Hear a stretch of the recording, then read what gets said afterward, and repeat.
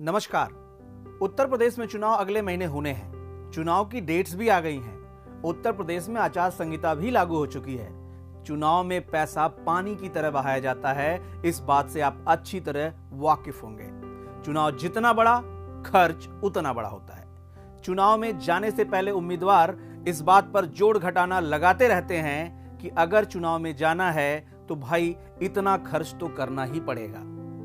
आम आदमी के मन में यही चलता रहता है कि आखिर नेताओं के पास इतना पैसा आता कहां से है।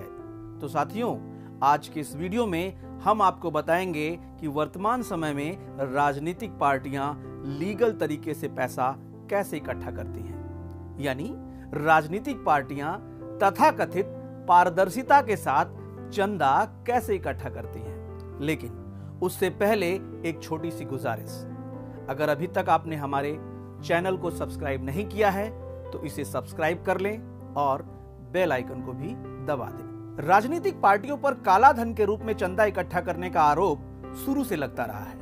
दरअसल वर्ष 2017 के बजट से पहले यह नियम था कि यदि किसी राजनीतिक पार्टी को 20,000 रुपए से कम का चंदा मिलता है तो उसे चंदे का स्रोत बताने की जरूरत नहीं थी। इसी का फायदा उठाकर अधिकतर राजनीतिक दल कहते थे कि उन्हें जो भी चंदा मिला है वह 20,000 रुपए के प्रति व्यक्ति से कम है, इसलिए उन्हें इसका स्रोत बताने की जरूरत नहीं है। इस व्यवस्था के चलते देश में काला धन पैदा होता था और चुनाव में इस धन का इस्तेमाल करके चुनाव को जीत लिया जाता था। कुछ राजनीतिक दलों ने तो यह दिखाया कि उन्हें 80 से 90% चंदा 20,000 रुपए से कम राशि के फुटकर दान के जरिए ही मिला था। चुनाव आयोग की सिफारिश के आधार पर 2017 के बजट सत्र में सरकार ने गुमनाम नगद दान की राशि को घटाकर 2,000 रुपए कर दिया।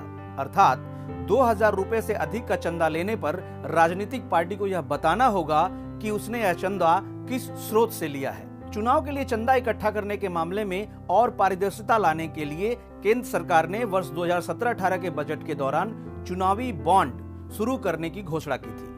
अब आइए समझते हैं क्या होता है चुनावी बॉन्ड। चुनावी बॉन्ड यानी इसे इंग्लिश में इलेक्टोरल बॉन्ड भी कहते हैं। इससे मतलब एक ऐसे बॉन्ड से होता है जिसके ऊपर एक करेंसी नोट की तरह उसकी वैल्यू या मूल्य लिखा होता है। यह बॉन्ड व्यक्तियों, संस्थाओं और संगठनों द्वारा राजनीतिक दलों को पैसा दान करने के लिए इस्तेमाल किया जा सकता है। सरकार ने इस दावे के साथ वर्ष 2018 में इस बॉन्ड की शुरुआत की थी कि इससे राजनीतिक फंडिंग में पारदर्शिता बढ़ेगी और साफ सुथरा धन आएगा। भारतीय स्टेट बैंक की 29 शाखाओं को इलेक्टोरल बॉन्ड जारी करने और उसे भुनाने के लिए अधिकृत किया गया। ये शाखाएं नई दिल्ली, मुंबई, कोलकाता, चेन्नई, गांधीनगर, चंडीगढ़, पटना, रांची, गुवाहाटी, भोपाल, जयपुर और बेंगलुरु की है। अब तक इलेक्टोरल बॉन्ड के बिक्री के 12 से अधिक चरण पूरे हो चुके हैं। इलेक्टोरल बॉन्ड का सबसे ज्यादा 80.50% हिस्सा दिल्ली में भुनाया गया। अब आइए इस बॉन्ड के बारे में कुछ और विशेष बातें जान लेते हैं। भारत का कोई भी नागरिक या संस्था या कोई कंपनी चुनावी चंदे के लिए इस बॉन्ड को खरीद सकता है। ये चुनावी बॉन्ड 1,000 रुपए, 10,000 रुपए, 1 लाख रुपए, 10 लाख रुपए और 1 करोड़ रुपए के वैल्यू में उपलब्ध रहेंगे। दानकर्ता इस बॉन्ड को खरीदकर चुनाव आयोग में रजिस्टर्ड किसी उस पार्टी को यह दान दे सकता है जिस पार्टी ने पिछले चुनाव में कुल वोटों का कम से कम 1% वोट हासिल किया है। यह बॉन्ड खरीदने के लिए दानकर्ता को अपनी सारी जानकारी यानी KYC के रूप में बैंक को देनी होगी। चुनावी बॉन्ड खरीदने वाले का नाम गोपनीय रखा जाएगा। इन बॉन्ड्स पर बैंक द्वारा कोई भी ब्याज नहीं दिया जाएगा। बैंक के पास इस बात की जानकारी होगी कि कोई चुनावी बॉन्ड किसने खरीदा है। बॉन्ड खरीदने वाले को उसका जिक्र अपनी बैलेंस शीट में भी करना होगा। बॉन्ड्स की खरीदारी जनवरी, अप्रैल, जुलाई और अक्टूबर महीने में की जा सकती है। बॉन्ड खरीदे जाने से 15 दिन तक मान्य होते हैं। राजनीतिक दलों को चुनाव आयोग को यह बताना होगा कि उन्हें चुनावी बॉन्ड के रूप में कितना धन मिला है। इस इलेक्टोरल बॉन्ड की व्यवस्था के बाद से सरकार की बहुत सी आलोचनाएं होती रही हैं। आलोचकों का कहना है कि ये बॉन्ड बीजेपी को सबसे ज्यादा फायदा पहुंचाने वाला साबित हुआ है। एसोसिएशन फॉर डेमोक्रेटिक रिफॉर्म नामक संस्था ने इलेक्टोरल बॉन्ड व्यवस्था को सुप्रीम कोर्ट में चुनौती भी दी थी। चुनाव आयोग ने भी इस बात को स्वीकार किया था कि इलेक्टोरल बॉन्ड से वर्ष 2017-18 में सबसे ज्यादा 210 करोड़ रुपए का चंदा भारतीय जनता पार्टी यानी बीजेपी को मिला है। बाकी सारे दल मिलाकर भी इस बॉन्ड से सिर्फ 11 करोड़ रुपए का चंदा हासिल कर पाए थे। इलेक्टोरल बॉन्ड के संबंध में सुप्रीम कोर्ट ने मार्च 2019 को सुनवाई करते हुए केंद्र सरकार को नसीहत दी थी कि इस बारे में केंद्र सरकार गंभीरता से कदम उठाए।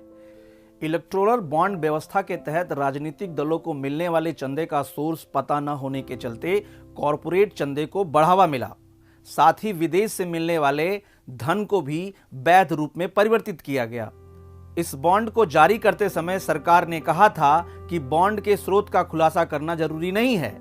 इसी के साथ जनप्रतिनिधित्व कानून की धारा 29C में बदलाव करते हुए कहा गया कि इलेक्टोरल बॉन्ड के द्वारा हासिल चंदों को चुनाव आयोग के जांच के दायरे के बाहर रखा जाएगा। अगर 2020 तक के आंकड़ों की बात करूं तो देश के 16 राज्यों में भारतीय स्टेट बैंक द्वारा 12 से अधिक चरणों में कुल 6,128 करोड़ रुपए के इलेक्टोरल यानी चुनावी बॉन्ड बेचे गए हैं। इनमें से सबसे ज्यादा 1,879 करोड़ रुपए के बॉन्ड मुंबई में बेचे गए, जबकि दिल्ली में सबसे ज्यादा 4,917 करोड़ रुपए के इलेक्टोरल बॉन्ड इनकैश किए गए। इलेक्टोरल बॉन्ड के द्वारा राजनीतिक पार्टियों के द्वारा चंदा इकट्ठे करने की प्रक्रिया को आप किस रूप में देखते हैं? अपने विचार हमें जरूर बताएं और ऐसे ही खबरों को देखने के लिए देखते रहें बातें यूपी की।